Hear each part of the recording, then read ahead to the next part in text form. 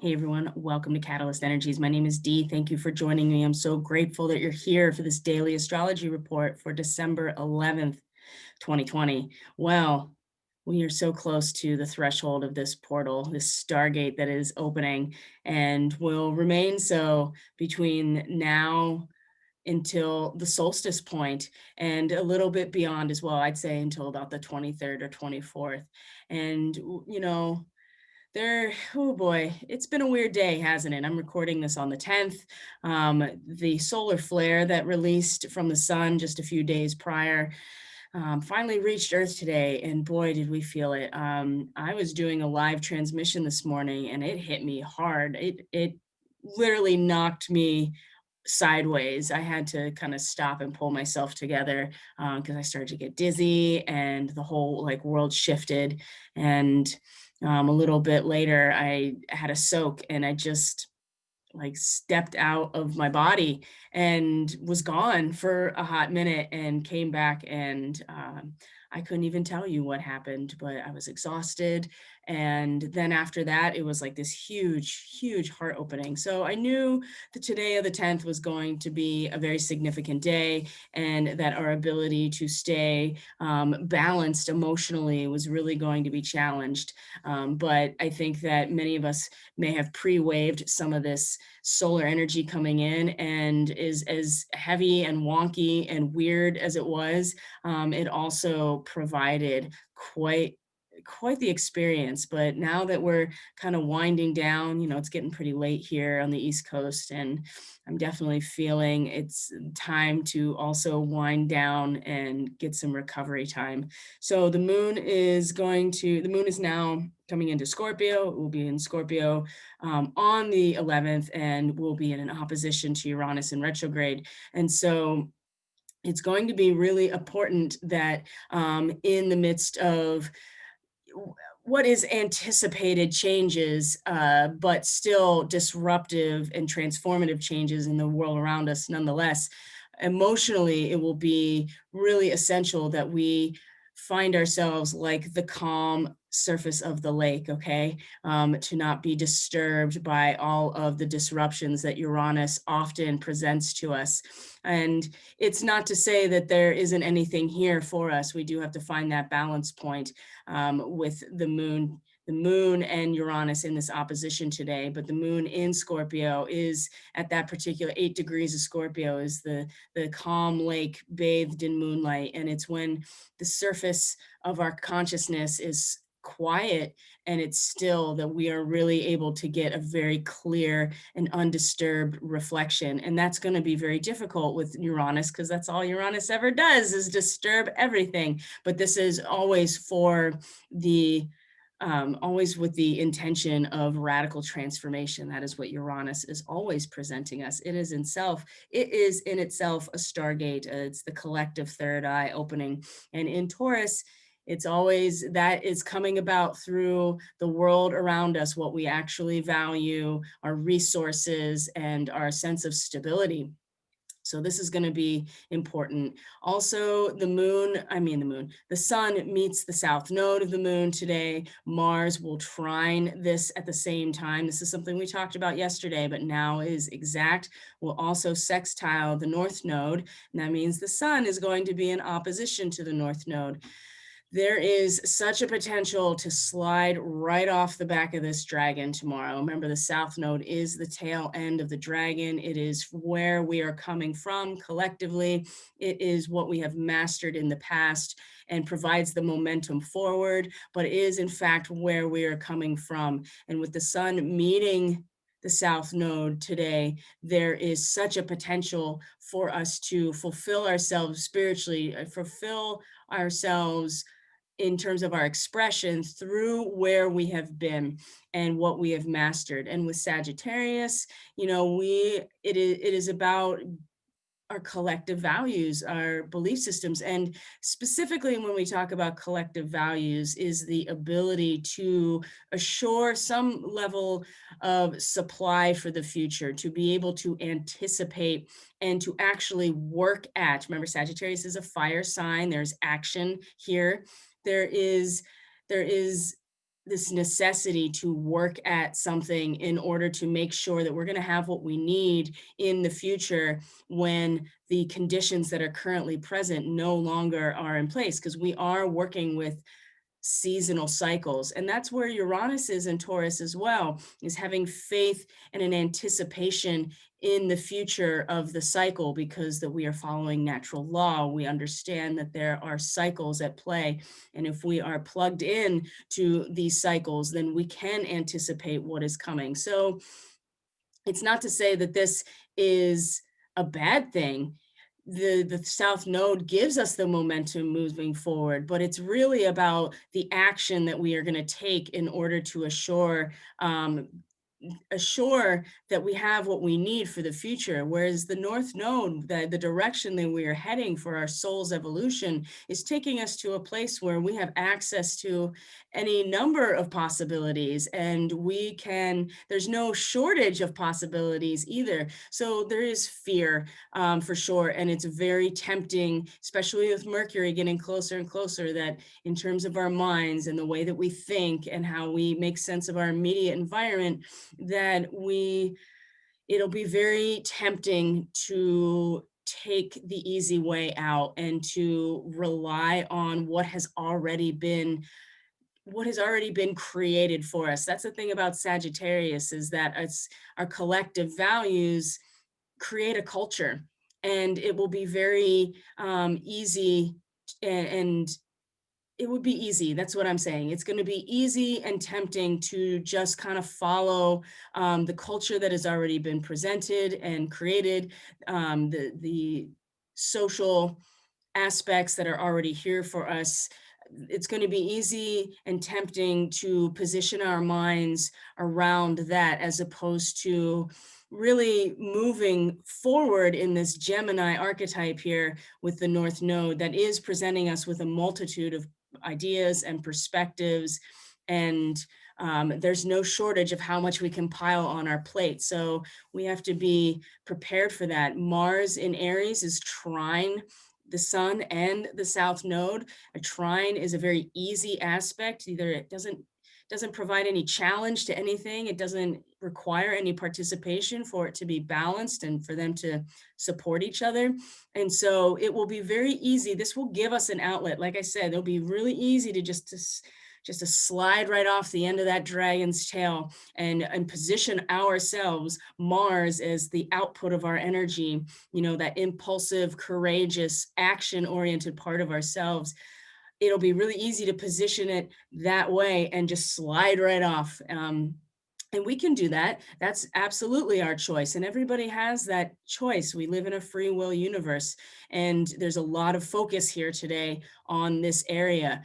I would recommend focusing or reorienting some of that willpower and courageousness and bravery towards the aspect that will take a little bit more participation, take a little bit more activation, which is directing it towards the North Node rather than just sliding off the tail, saddling up on the head of this dragon and going towards the unknown, which is the direction of our collective evolution, which is a lot more, I would say it's a lot scarier, because in some ways there's no assurance of anything here. This is just interfacing with a whole range of ideas, and without anything else other than our participation in them and our enjoyment of them. In some ways, there's always the potential that we waste things if we take too much on our plate too.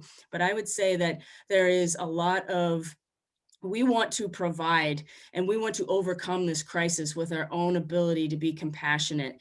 And we could easily do that by focusing in on the collective values that already exist and the dependence on what already has been provided for us in a cultural way, or the collective values, where I think that the real challenge here, and it's not necessarily challenging, it just requires, the sextile just requires us to participate in some way. We can reorient that courage, that bravery, and that wanting to nourish and take care of those who are without, by leading all of us to a place of infinite possibilities, right?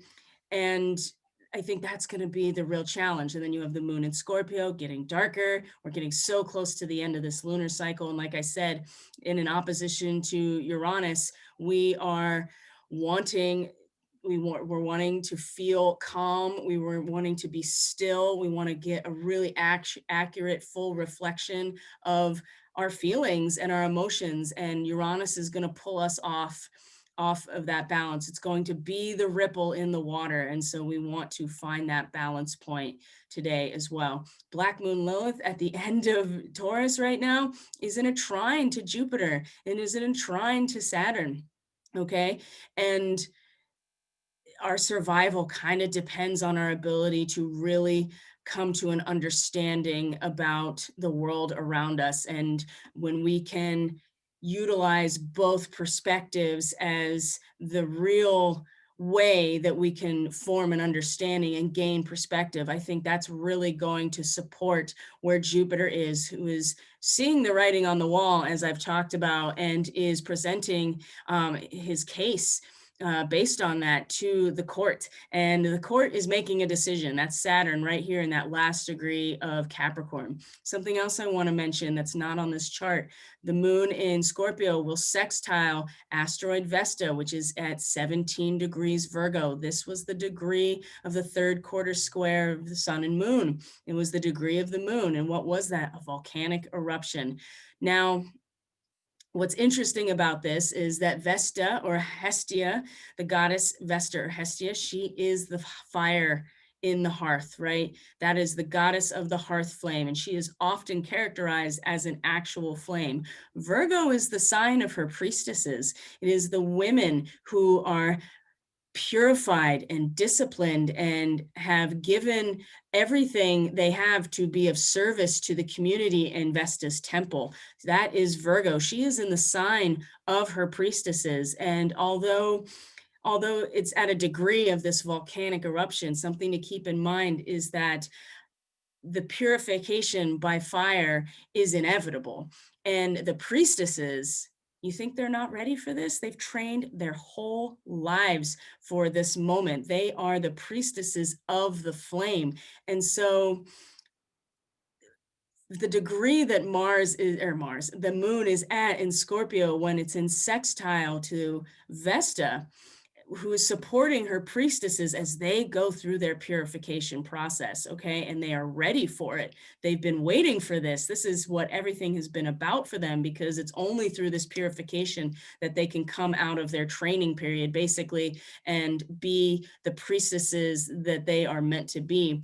The moon, 17 degrees Scorpio, is basically a woman impregnating herself. And it is about total reliance on the God within us. And if we can emotionally find ourselves in that place and rely on divine source to give us what we need, and to embody that entirely, I think that that is really going to support us in that particular role of the purified priestess, as the individual who is disciplined and of service to the community. Absolutely. And if we're able to do that, then again, the sextile requires, again, some participation. We have to activate it somehow. And I think the activation comes from our emotional capacity to hold the creative potential within us and to trust the divine source within us. And if we can do that, then I think we will be able to